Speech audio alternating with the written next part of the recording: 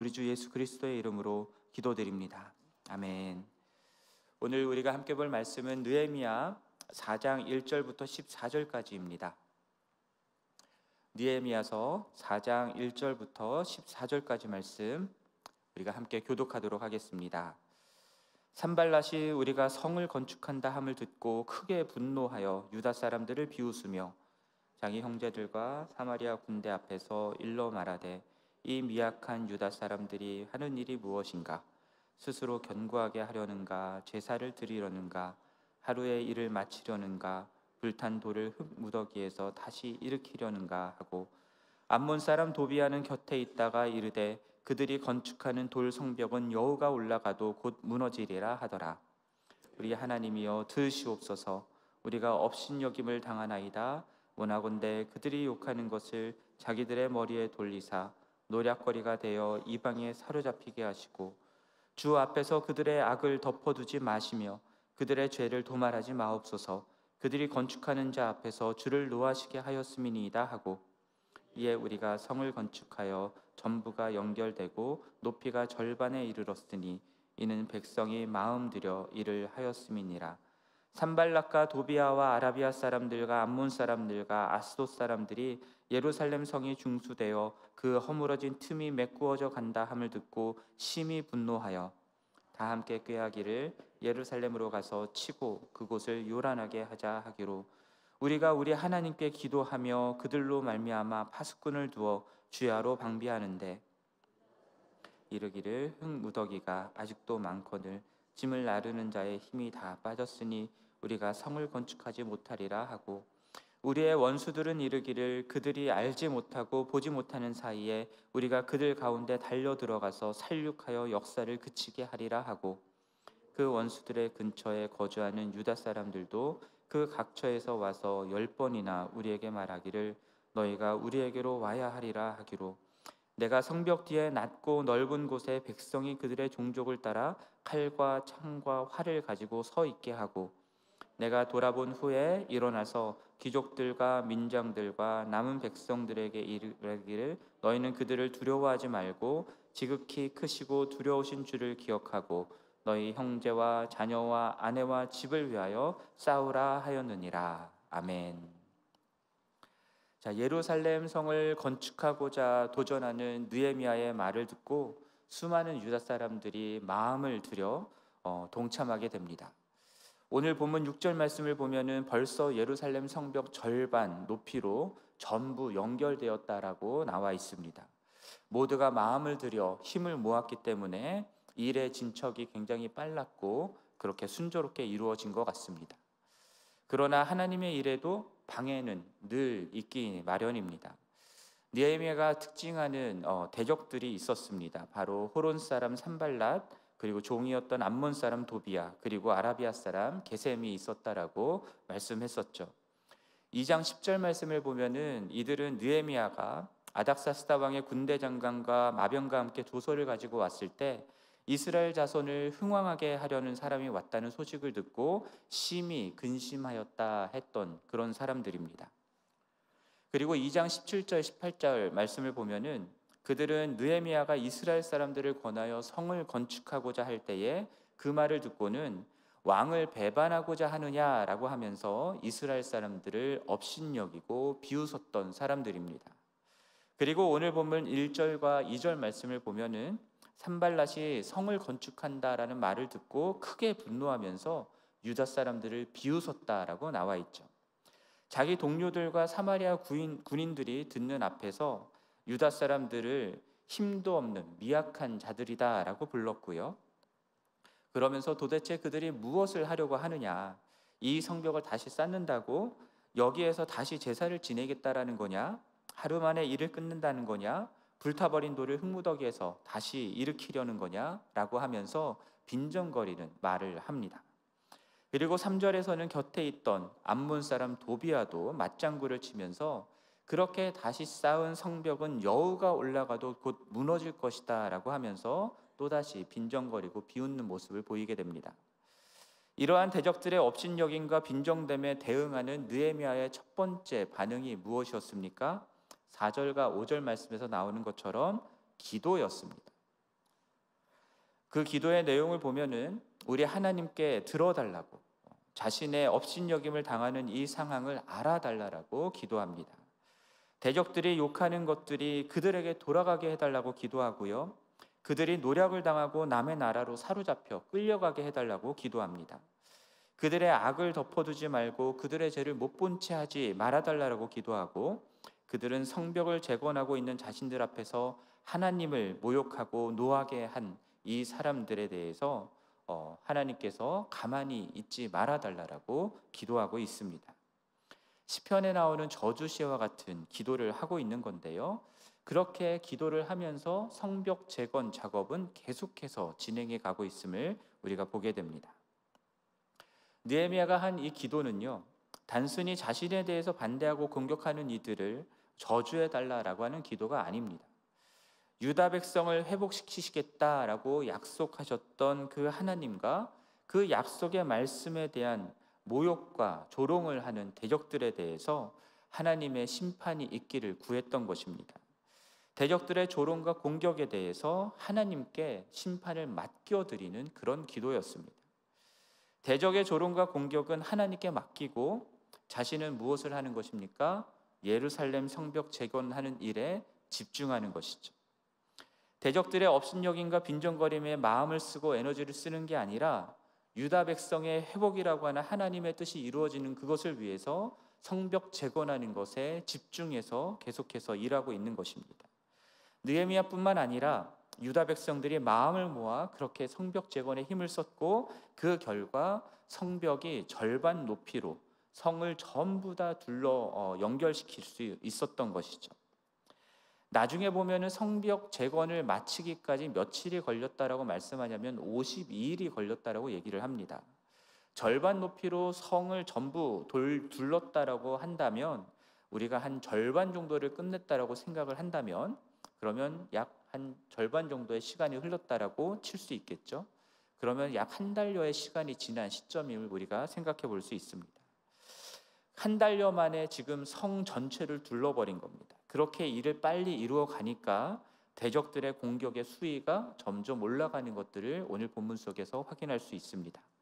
7절과 8절 말씀 보면은 산발락과 도비아와 아라비아 사람들, 암몬 사람들, 아스돗 사람들이 예루살렘 성이 중수되어 허물어진 틈이 메꾸어져 간다는 소식을 듣고서는 어떻게 반응합니까? 심히 분노하며 한꺼번에 예루살렘에 올라와서 성을 치고 요란하게 하자라고 하는 그런 모의를 하는 장면이 나옵니다. 이번에는 예레미야가 기도만 하지 않고요, 기도를 하는 동시에 9절 말씀을 보면은 파수꾼을 두어 주야로 방비하는 일도 함께 하게 됩니다. 그러나 파수꾼을 두어 주야로 방비하는 것도 결국 성벽 재건을 이루는 것에 집중하기 위한 조치였던 것이죠. 그러니까 예레미야는 대적의 공격에 방해받지 않고 어떻게 해서든 성벽 재건을 계속해서 이루어가면서 하나님께서 유다 백성을 회복시키시겠다 하셨던 그 약속의 말씀이 이루어지는 그 일에 지금 온 집중을 기울이고 있는 것입니다. 그런데 성벽 재건에 동참하는 유다 백성들 사이에 이런 말이 돌기 시작합니다. 흙무더기는 아직도 산더미 같고 짐을 나르는 자의 힘이 다 빠져버렸다. 그러니 우리가 성을 건축하는 일을 마치지 못할 것이다 라고 하는 그런 말이 돌기 시작하는 겁니다. 성벽 재건을 하는 것만 해도 힘들 텐데 파수꾼까지 두어 주야로 방비하게 해야 하는 그 상황들 가운데에서 유다 백성들의 마음이 조금씩 무너지기 시작한 것을 우리가 볼 수 있습니다. 대적들의 공격이 내부적인 유다 백성들의 사기 저하를 가져오게 된 것이죠. 우리가 늘 알다시피 외부의 적보다 내부의 적이 더 무섭습니다. 내부 안에서 일어나고 있는 낙심, 불평, 불만이 일어날 때 훨씬 더 그 공동체는 빨리 무너지게 됩니다. 거기다가 11절 말씀을 보면은 원수들이 지도새도 모르는 새에 쳐들어와서 유다 백성들을 살육하여 성벽 재건의 역사를 그치게 하겠다라고 하는 계획들을 세우고 있음을 보게 됩니다. 그게 그냥 헛소문이 아니라 12절 말씀을 보면은 이 원수들 근처에 살고 있는 유다 백성들까지 자기들이 사는 곳에서 와서 그들이 유다 백성들을 치려고 한다라고 하는 그 말을 10번이나 알려주었다라고 나와 있습니다. 그러니까 그 계획이 그냥 헛소문이 아니라 진짜 일어날 수 있다라는 것을 말하는 것이죠.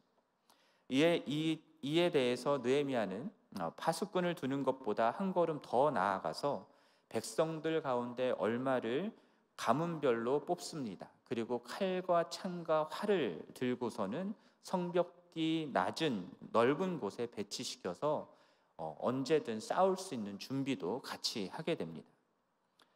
유다 백성들은 두려워했고요.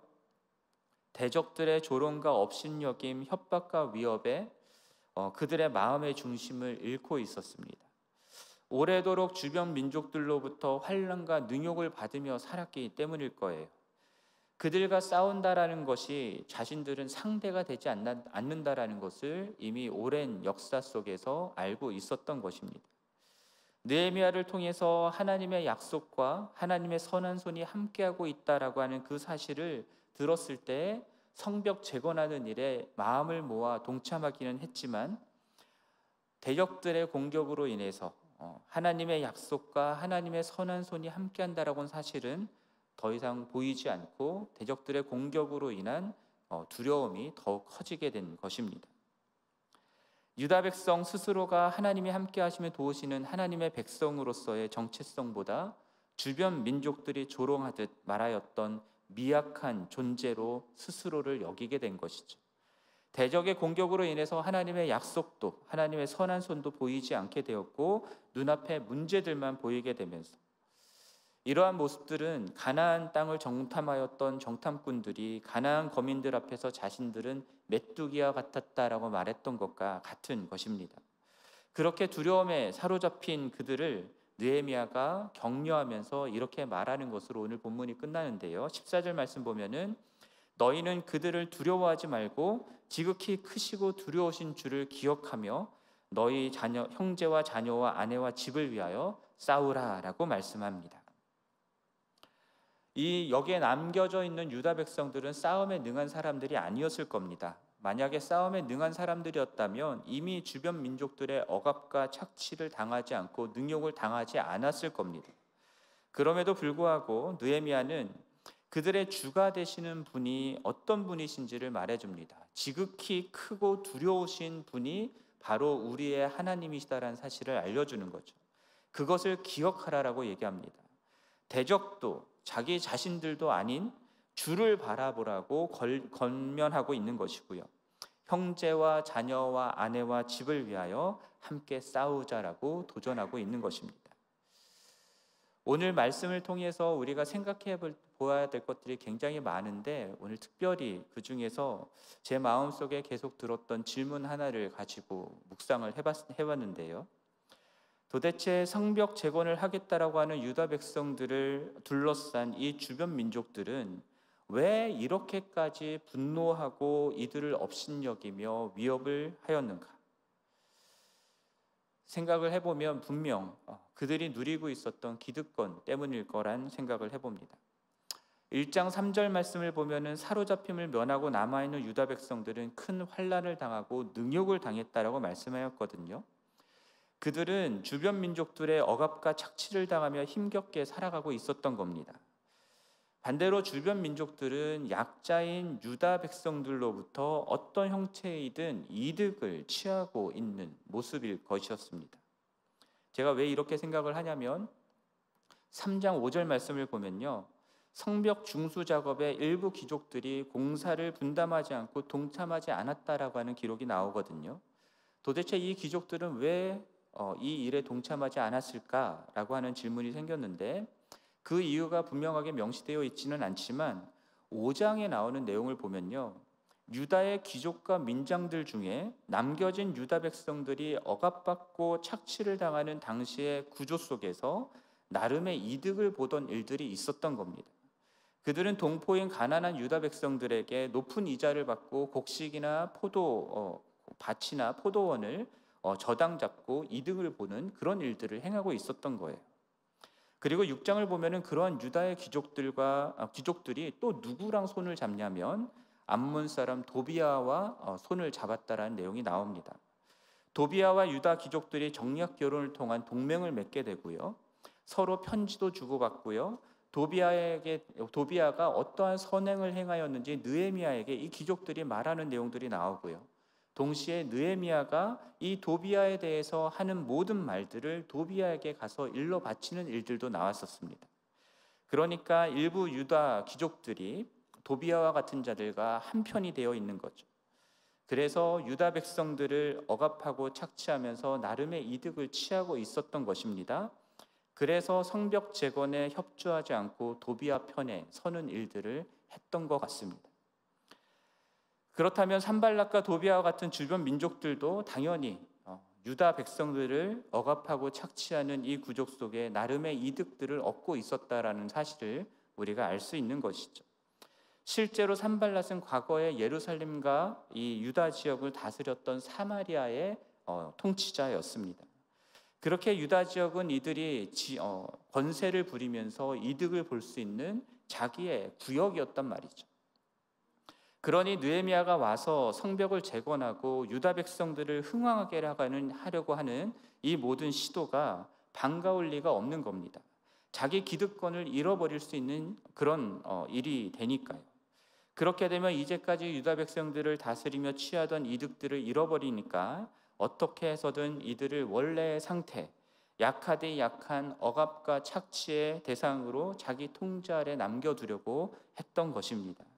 그래서 이들은 분노하고 업신여기며 위협하는 것들을 계획했던 것입니다. 그들의 소나기로부터 벗어나려고 하는 것에 대해서 분노하면서 동시에 미약한 그들을 업신여기고 빈정대고 조롱하는 일들을 했던 것이고요. 또한 그들이 가지고 있던 군사적인 힘, 폭력을 써서라도 어떻게든 유다 백성들을 원래 상태, 억압과 착취의 상태에 남겨두려고 했던 것입니다. 산발락과 도비아와 같은 주변 민족들을 우리가 세상으로 볼 수 있겠죠. 그리고 유다 백성들과 느헤미야를 우리가 교회와 그리스도인으로 볼 수 있을 것입니다. 세상의 교회를 공격하려고 하는 이런 상황으로 오늘 본문을 우리가 이해할 수 있고요. 그러한 상황 속에서 우리들은 느헤미야와 같이 기도하면서 준비해야 된다라는 교훈도 생각해 볼 수 있습니다. 여러분, 세상의 교회를 공격하는 것은 이상한 일이 아닙니다. 세상이 예수님을 미워하잖아요. 세상이라는 자기 통치 영역 가운데에 하나님 나라를 선포하고 임하게 하는 분이 예수님이었기 때문입니다. 세상에 속한 자들을 구원하여서 하나님 나라의 백성이 되게 하셨기 때문입니다. 그래서 예수를 미워하여 죽이고자 하였던 것이고요. 또한 예수를 믿고 따르는 제자들도 그렇게 미워하고 위협하였던 것입니다. 하나님의 뜻을 이루어감에 있어서 교회 밖 세력으로부터 공격을 받는 일은 너무나 당연한 일입니다. 그런데 여기서 우리가 한 가지 생각해 보아야 할 것이, 오늘날 우리들이 신앙생활을 하고 있는 상황들을 보면 여러분, 외부의 공격들은 그렇게 직접적인 공격들은 보이지 않습니다. 종교의 자유가 있는 나라에서 우리들은 신앙생활을 하고 있잖아요. 특별히 교회 밖 세상에서 교회를 직접적으로 공격하는 일은 거의 없고요. 사실상 생각해 보면 교회 내부 안에서 서로를 공격하는 일들이 훨씬 많이 일어나고 있음을 우리가 보게 됩니다. 그래서 오늘 말씀을 보면서 산발락과 이 도비아와 같은 주변 민족들, 대적들이 왜 이렇게 비방하고 조롱하고 위협하는가라고 하는 것들을 생각하게 되면서 또다시 드는 질문이 이것입니다. 혹 교회 안에 있는 내가 산발락과 도비아와 같은 자는 아닌가라고 하는 점입니다. 여러분, 교회를 건강하게 세우는 것에 반대하는 사람이 누가 있겠습니까? 그러나 그럼에도 불구하고 교회 안에 서로 갈등이 일어난단 말이죠. 그리고 그러한 교회 안에서 갈등들을 가만히 들여다보면 각자가 다 하나님 편에 서 있다라고 얘기합니다. 그러니 하나님 편에 서 있다라고 하는 그 말을 듣고 누가 하나님 편에 서 있는가를 분별하는 것은 쉽지 않습니다. 그래서 우리들이 보아야 하는 것이 무엇이냐면, 그들이 하는 말과 그들이 일을 이루려고 하는 방식과 그 동기가 일치하느냐라고 하는 점을 우리가 보아야 하는 거예요. 오늘 본문에 나오는 산발락과 도비아 그리고 주변 민족들과 같이 자기 기득권을 지키고자 하는 동기로 지금 이 일들을 하고 있지는 않은지, 그리고 그것을 이루기 위해서 행하는 방식에 있어서 자기보다 약하다 여겨지는 다른 사람들을 조롱하고 업신여기고 비웃는 방식을 취하고 있지는 않은지, 어떻게 해서든 내 뜻을 관철시키기 위해서 뒤에서 모의를 하고 있지는 않은지, 자기가 가지고 있는 힘을 써서라도 자기와 뜻이 다른 이들을 폭력적인 언사를 사용해 가면서 누르려고 하고 있지는 않은지를 보아야 한다라는 겁니다. 정말로 자신이 주장하는 것과 같이 하나님의 말씀을 이루고 하나님의 뜻을 이루고 교회를 다시 세우고자 한다라는 것이라면 그것을 이루는 방식에 있어서도 하나님의 방식을 써야 하는 것입니다.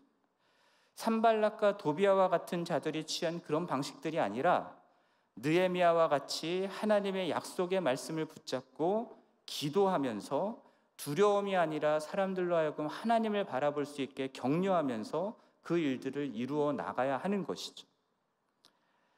제가 예전에 갈등을 겪었던 교회를 들여다볼 수 있는 기회가 있었거든요. 제가 봤을 때는 분명히 한쪽이 잘못했습니다. 명백하게 이쪽이 잘못했습니다.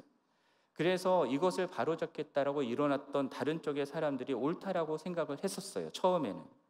그런데 교회를 새롭게 하겠다고 갱신을 하겠다라고 하는 분들이, 이쪽에 있는 분들이 그 일들을 이루어 나가는 방식에 있어서 이쪽에 있는 분들과 전혀 다르지 않은 방식들을 취하는 것을 보았습니다. 뒤에서 근거 없는 소문을 만들어내는 거예요. 상대에 대해서 조롱하고 업신여긴 발언을 하는 겁니다. 사람들을 위협한다든지 폭력을 쓴다라는 그런 모습들을 보이는 거예요. 어느 순간부터 교회를 갱신한다고 하는 그런 의미는 퇴색되고 결국 이전에 이 교회 안에서 자기들이 가지고 있었던 기득권을 놓지 않으려고 하는 모습으로 전락해가는 모습들을 보았습니다. 자신들이 느헤미야인 것처럼 교회를 다시 일으키겠다라고 말은 하는데 결국은 산발락과 도비아와 같은 모습을 보였던 것이죠.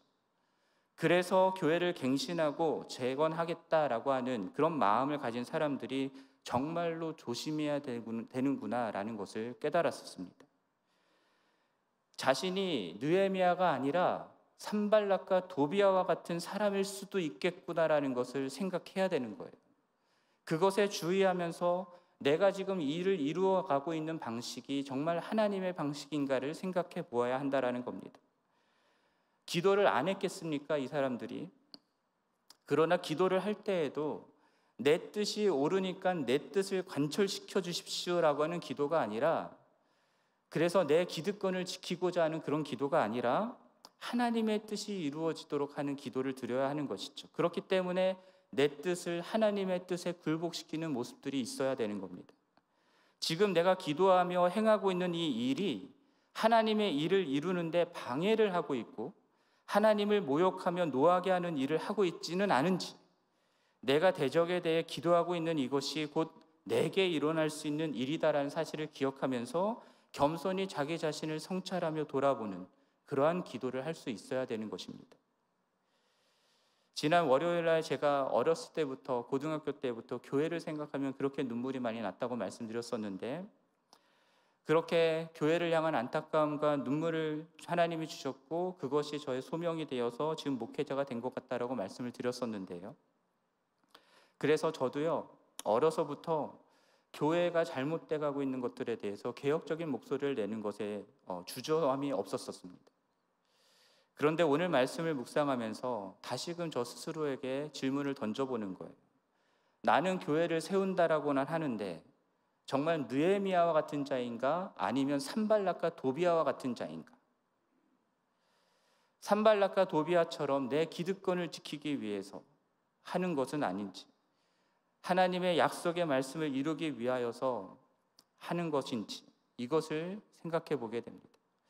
산발락과 도비아처럼 다른 이들을 비웃고 업신여기고 뭘 모르는 사람인 것처럼 생각하면서 내가 가지고 있는 힘으로 그들을 위협하는 방식으로 일을 이루어 가려고 하는 것인지, 아니면 정말 기도하면서 그들을 격려하고 사람들을 격려하면서 하나님의 말씀을 이룰 수 있도록 하는 그런 방향으로, 느헤미야 같은 방식으로 일을 이루어 가고 있는지를 스스로 물어보고 돌아보게 됩니다. 여러분들은 어떠하십니까? 여러분들은 느헤미야와 같은 자입니까? 산발락과 도비아와 같은 자입니까? 오늘 이 말씀 앞에서 우리 자신을 돌아보면서 하나님 앞에 정직하게 나아갈 수 있었으면 좋겠습니다. 정말 그래서 느헤미야와 같이 하나님의 일들을 이루어 나가는 그런 우리가 될 수 있었으면 좋겠고요. 그러한 여러분과 저를 통해서 우리 교회와 이 땅에 하나님의 나라가 든든히 세워져 가기를 주님의 이름으로 간절히 축원합니다. 함께 기도하겠습니다. 하나님 아버지, 오늘 산발락과 도비아 그리고 주변 민족들이 느헤미야와 유다 민족들의 성벽 재건 작업을 방해하기 시작하는 이 내용들을 보면서 우리 자신들을 돌아봅니다. 주님, 교회를 새롭게 하고 세우겠다라고 하면서 산발락과 도비아와 같은 방식으로 행하고 있지는 않은지 우리 자신을 정직하게 돌아볼 수 있게 도와주시고, 정말 하나님께서 원하시는 그 말씀대로, 약속대로, 주님의 뜻대로 교회를 건강하게 느헤미야와 같이 세워나가는 우리 모두가 될 수 있도록 도와주시옵소서. 이 모든 말씀 우리 주 예수 그리스도의 이름으로 기도드립니다. 아멘. 하늘에 계신 우리 아버지여, 이름이 거룩히 여김을 받으시오며 나라가 임하시오며 뜻이 하늘에서 이루어진 것 같이 땅에서도 이루어지이다. 오늘 우리에게 일용할 양식을 주시옵고, 우리가 우리에게 죄 지은 자를 사하여 준 것 같이 우리 죄를 사하여 주시옵고, 우리를 시험에 들게 하지 마시옵고 다만 악에서 구하시옵소서. 나라와 권세와 영광이 아버지께 영원히 있사옵나이다. 아멘. 계속해서 개인적으로 기도하시겠습니다.